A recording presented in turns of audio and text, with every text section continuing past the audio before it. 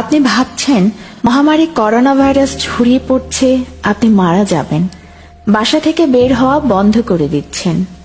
অথচ পবিত্র কুরআনে আল্লাহ পাক বলেছেন, কুল্লু নাফসিল যায়কাতুল মউত, অর্থাৎ প্রত্যেক প্রাণীকেই মৃত্যুর স্বাদ গ্রহণ করতে হবে। মৃত্যু থেকে বাঁচার সকল রাস্তা বন্ধ। আপনি ভাবছেন করোনা ভাইরাস সংক্রমণের জন্য শহর ছেড়ে পালাবেন, কিন্তু হাদিসে বলা হয়েছে যখন মহামারী ছড়িয়ে পড়বে আর তুমি সেইখানেই রয়েছ, তখন সেখানেই অবস্থান করবে।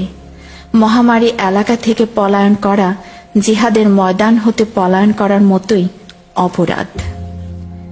আপনি বলছেন মহামারীতে আক্রান্ত হয়ে মারা গেলে আপনি জানাজা পাবেন না, আর রাসূলুল্লাহ সাল্লাল্লাহু আলাইহি ওয়াসাল্লাম বলেছেন, মহামারীতে মারা যাওয়া প্রত্যেক ব্যক্তি শহীদ।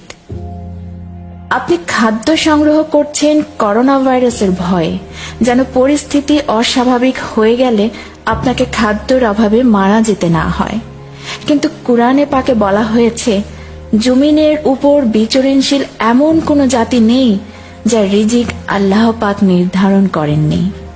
আপনার ঘর ভর্তি খাবার মজুদ আছে, অথচ সেদিন মৃত্যুর ফেরেশতা মালাকুল মউত এসে হাজির হয়ে বলবে, আমি পুরো পৃথিবীর সন্ধান করে আপনার জন্য এক ফোঁটা পানির ব্যবস্থা করতে পারিনি, এক টুকরো রুটি পর্যন্ত সংগ্রহ করতে পারিনি। আমি ব্যর্থ হয়েছি। সুতরাং আমাকে এখন আপনার জান কবজ করতেই হবে। অতঃপর ধৈর্য ধারণ করুন।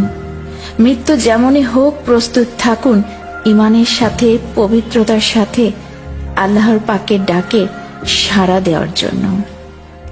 আমিন।